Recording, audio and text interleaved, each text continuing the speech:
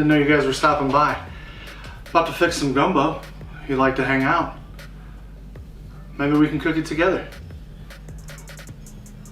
Or not, you know, whatever. But you're already here, so you might as well watch, right? Chicken gumbo coming up. Now, the first thing you want to do is get your chicken out. I chose to go with chicken thighs because I believe they're the most flavorful cut of chicken. I want all that fat, but you can use whole chickens if you want. I would suggest at least using a mix of dark meat and white meat if you're going to go with white meat at all. Next, you're going to want to grab your AP seasoning and put your thighs backside up and season them first. Then flip them over and hit the other side. Season both sides liberally. This is how you get chicken that doesn't suck. Now you don't have to use a deep pan like this, but I'm going to because I'm going to collect all the fat and juice that cooks off. I'm an advocate for not wasting any part of the animal that you cook, and these juices are going to add an incredibly deep flavor profile to your chicken stock. I started off as a pitmaster exclusively, so I'm a huge proponent of real fire cooking and smoking. You can cook these in the oven, but I'm going to smoke mine at 300 degrees Fahrenheit for roughly 3 hours. Admittedly, I forgot to film directly after I pulled these off the smoker, but I smoked them last night and I went ahead and tossed them in the fridge overnight. As you can see, the skin is cooked great. It really has a nice fat drip in the bottom of the pan, and even cold, this chicken is freaking amazing.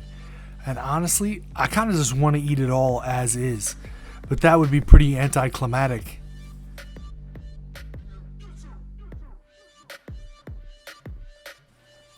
Now, probably my least favorite thing on earth to do is pull chicken, but unfortunately, I don't have many other options here.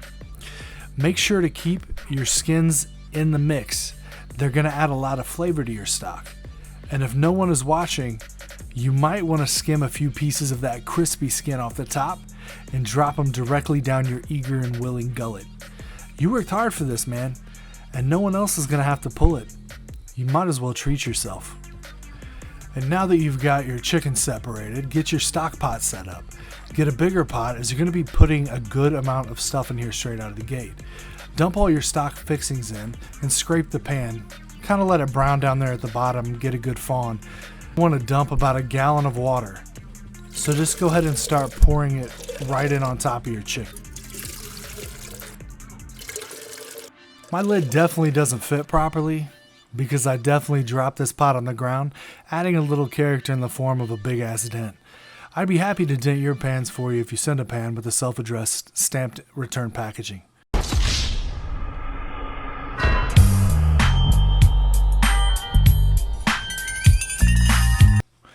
Now, once you get that bad boy boiling, reduce the heat and let it simmer and get to know itself on a deeper, more spiritual level.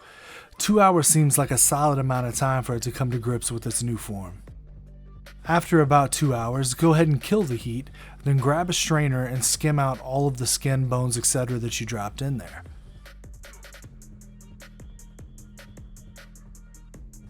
And this is what you're left with. Probably the most fire chicken stock that you'll ever have. Now you're going to take 1/3 cup of all-purpose flour and 1/3 cup of vegetable oil and dump it right into the same pan. Using a flat wooden spatula, move it around on the bottom of your pan constantly for the next 15 minutes or so the flour doesn't burn until it's a nice chocolatey color. Now once your roux is ready, toss in 1 green bell pepper chopped, 4 chopped celery stalks, a 1/2 cup of finely chopped garlic, and 2 whole onions. I used 1 sweet and 1 white. And just kind of let those saute on the bottom of your pot for the next 5 to 7 minutes. Remember, keep moving your roux so that you don't burn it. Now once you get your vegetables where you want them, go ahead and dump 1 cup of chicken stock. It just keeps everything from sticking together. You keep cooking it until the vegetables have become translucent. And now, guys, I've made enough videos that I should know better, but here's where my camera battery died. I added 1 pound of sliced andouille and 1 pound of beef smoked sausage before I noticed. Sorry guys, I'm a loser, but I love you. Now back to the recipe. Now that you've added your sausage, go ahead and drop another 3.5 cups of chicken stock into your pot. And of course, stir that some up. Then go ahead and give it a solid whisking, taking out the aggression you feel having been stuck in the house with the same people for weeks, to make sure that there aren't any clumps left in, but mostly to keep yourself sane in these trying times. Now, not everyone in my house is into seafood, so I'm going to drop some of that fire smoked chicken I made in to beef up the solid content of this gumbo.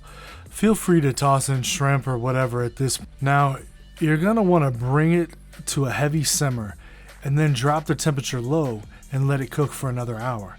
Be patient, bros. Good food takes time. And here it is.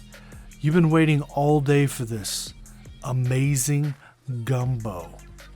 Now, if after an hour it isn't your desired thickness, it's cool. Stir it up and let it do its thing. The longer it cooks, the more flavor you bring out. Just stir to avoid burning. The only thing my gumbo is missing now is rice and a delicious French bread. So now that you have your rice plated, go ahead and hit it with a healthy serving of that bomb-ass gumbo. Now you're having quite the party here. You're loading up on flavors and textures and smells, and you're probably pretty excited right now, but there's still time for 2 more guests. A little fresh parsley. And why don't you go ahead, while you're at it, invite some of those scallions. And there you have it.